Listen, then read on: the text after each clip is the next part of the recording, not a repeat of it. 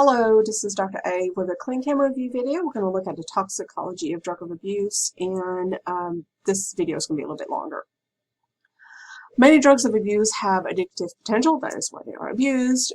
Intolerance is the body's reaction to the drug, where then the person needs more and more of the drug to have the same effect that it had initially. Drugs of abuse can be recreational drugs, pharmaceutical drugs, or designer drugs. Designer drugs are modified recreational or pharmaceutical drugs.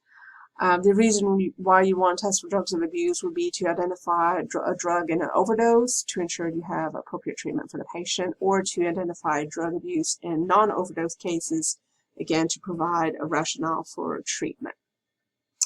Drug testing is usually an immunoassay screen with a GCMS confirmation. If the testing is being performed for medical reasons, confirmation is usually not required. Screens detect the presence of the drug above the limit of toxicity.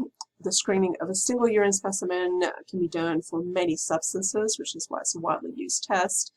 You can identify chronic abusers if you see several positive tests in conjunction with, of course, clinical evaluation and stuff. The analytical methods are going to be immunoassays for screening and also for confirmation, thin layer chromatography for screening only, and liquid and gas chromatography for confirmation. So let's start with amphetamines. So they are a class of psychostimulants. They are usually used as therapeutic drugs for narcolepsy and attention deficit disorder. They increase wakefulness and focus and decrease fatigue and appetite, but tolerance can develop, and then they have a high abuse potential. They work by boosting norepinephrine, dopamine, and serotonin, which all allows the person to focus more. These are boosted in the central nervous system and the peripheral nervous system, and that will produce an initial sense of increased mental and physical capacity and perception of well-being. The initial effects, however, are followed by restlessness, irritability, and possible psychosis. The short-term risk of amphetamines are going to be high blood pressure and a heart attack. Long-term users can see necrosis of the heart, cardiomyopathy, and psychosis. Overdose of methamphetamines will show hypertension, cardiac arrhythmias, convulsions, and death. Again, testing for amphetamines is usually by urine analysis with immunoassay screening, and confirmation is always going to be liquid or gas chromatography. And then methylnidioxmethamphetamine, also known as methamphetamine or MDMA, is an illicit amphetamine derivative. It is commonly referred to as ecstasy. MDMA is often used in nightclubs. It increases serotonin, so you feel really good. And the short-term risk of MDMA use is going to be hypothermia. There are 200 different designer analogs of MDMA, and the half-life is approximately 8 to 9 hours. Amphetamines are part of most urine drug tests performed in hospitals. The typical cutoff is 1,000 nanograms per ml. This is considered a level of abuse. Some assays will detect only amphetamines, and some will detect both amphetamines and methamphetamines and make the difference between the two. The screens are usually performed for medical reasons and are not sent out for confirmation. Again, if the amount of amphetamine from MDMA is greater than 1,000 nanograms per ml, then it will be detected as amphetamine on the screen. However, many physicians will request specific MDMA testing, and this requires GCMS testing. Anabolic steroids are a group of compounds related chemically to the male sex hormone testosterone. It increases muscle mass and can improve athletic performance. However, it has toxic side effects. So patients could develop toxic hepatitis, accelerated atherosclerosis, so a quicker building up of plaque, abnormal aggregation of platelets, meaning they will form strokes, can form platelet plugs and form a stroke and or a myocardial infarction. You can also see enlargement of the heart, which can then lead to ischemia, cardiac arrhythmias, and possibly sudden death. In males, you can also see testicular atrophy, so the testicles shrink, sterility and impotence. Nothing works anymore, basically. And in females, development of masculine traits, breast reduction, and sterility. Your cannabinoids in marijuana are the most commonly abused illicit drug, although it is no longer illicit in quite a few states now. Marijuana can be smoked or ingested. Hashish is a more potent form of marijuana. There's a group of psychoactive compounds that are found in marijuana. Of these, tetrahydrocannabinol, or THC, is the most potent and abundant. THC can cause distorted perception, impaired coordination, and problems with memory. And it mimics your endocannabinoid system, because you do have an endocannabinoid system. It is habit forming, and it could lead to schizophrenia, especially in males. It is associated with impairment of short-term memory and intellectual function. The medical uses of marijuana are going to be for nausea, relief, and for analgesia. Overdoses are not associated with specific physiological or toxic outcomes. The immunoassay for THC-9 carboxylic acid is a screening test. And then gas chromatography with mass spectrometry is going to be the confirmation test. It is possible to find 11-nortetrahydrocannabinol 9-carboxylic acid in urine as a result of passive inhalation. So if you're just around somebody that smokes it, it could potentially trigger a positive screening test. The cutoff for detection in immunoassay screens is 50 nanograms per mil. And marijuana and its metabolites do remain in the system for several days. And for chronic users, it can remain detectable for a month or longer.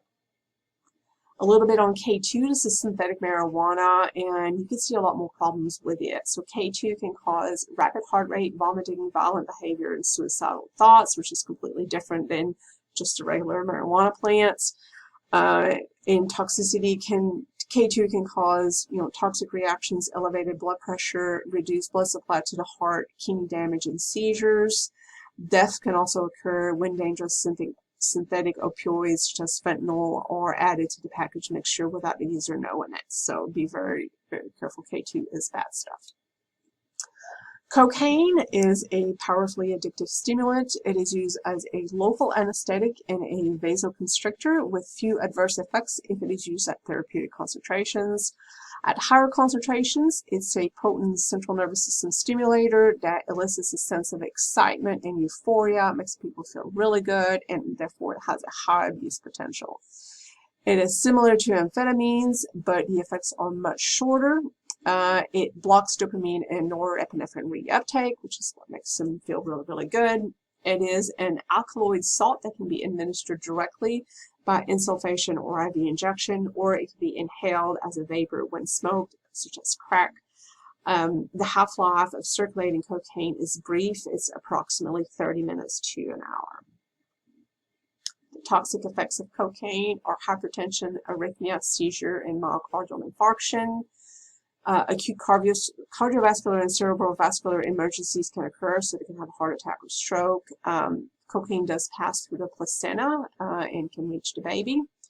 So testing detection of benzoyl in urine by immunoassay screening, gas chromatography with mass spectrometry for confirmation.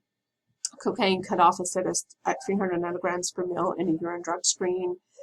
Very rarely is confirmation requested for hospitalized patients, and in cases where it is suspected that a pregnant mother was abusing cocaine, testing is performed on the neonates.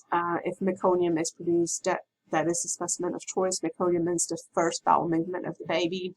If there is no meconium, then a urine specimen is obtained from the neonate.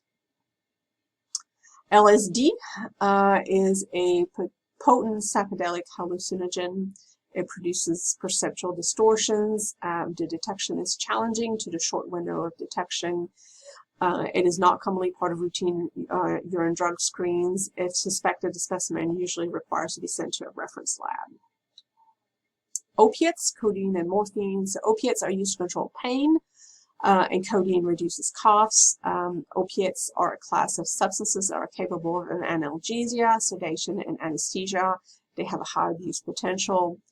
Morphine is highly addictive, and morphine is an opiate. They are derived from opium poppy, and then there's also semi-synthetic derivatives that include heroin, oxycodone, and oxymorphone. Heroin is converted to morphine after crossing the blood-brain barrier, and morphine and heroin can produce withdrawal symptoms also when stopped. The toxic effects of opiates are respiratory acidosis, myoglobinuria, cardiac damage, and death by cardiopulmonary failure. The screening for opiates has a cutoff of 300 nanograms per ml. Each opiate does have its own cutoff. Heroin has a cutoff of 380 nanograms per ml before immunoassays will be positive. The other semi-synthetic opiates have varying cutoffs, and usually the manufacturer of the assay will provide these. For example, hydrocodone cutoff is 650 nanograms per ml, hydromorphone is 1400 nanograms per ml, and oxycodone is 10,500 nanograms per ml. So quite a variety here. Methadone is a synthetic analog of morphine and heroin. It is used as an analgesic to treat opioid dependency. It reduces opiate cravings and withdrawal symptoms, but of course after that you also have to get off the methadone, right? It is more active and toxic than morphine though.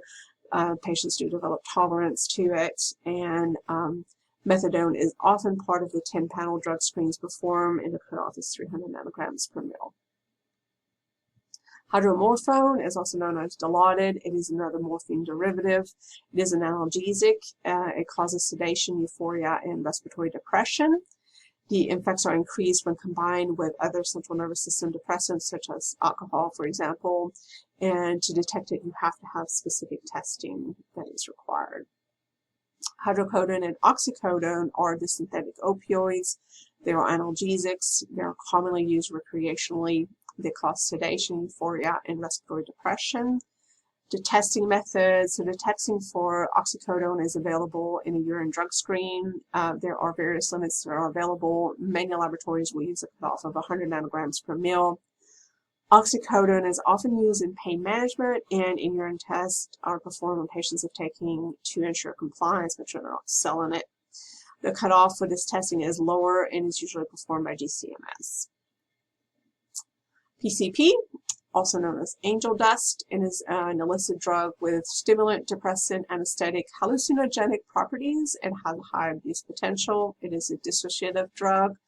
It causes severe psychological disturbances. It's obviously hallucinogenic and also neurotoxic. The effects can vary on a very unpredictable.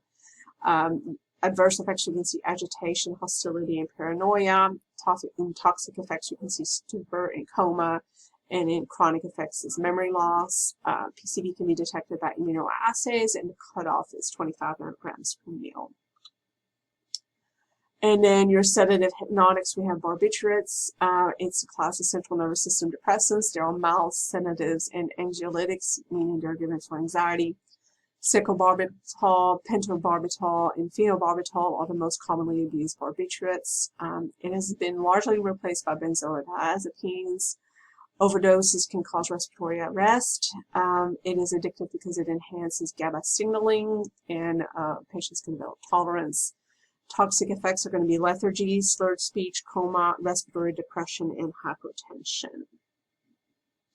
Barbiturates are part of most urine drug screens. Their cutoff is 300 nanograms per ml. However, it does not provide information as to what type of barbiturate they have taken. This information is important because treatment options are different for specific barbiturates. So the information requires testing that can isolate the different barbiturates, such as GCMS. Specific barbiturates, such as phenobarbital testing, can be performed on many chemistry or immunoassay analyzers, just because you use phenobarbital to control seizures and stuff, right? And your benzodiazepines are sedative hypnotics, anxiolytics, anticonvulsants, and muscle relaxants. There are Xanax and Valium are the two most well-known of those benzos. There are less toxic than your barbiturates, but when combined with other central nervous system depressant, their toxicity increases. So if they take Xanax with alcohol, for example, they also exhibit tolerance and dependence in users.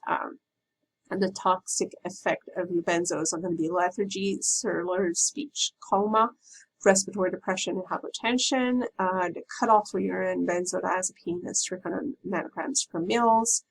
The screen can identify only that benzodiazepines are present. It cannot identify the specific drug. Again, GCMS would be required for that. So for barbiturates and benzodiazepines, you're just testing for the class of drugs and for their presence.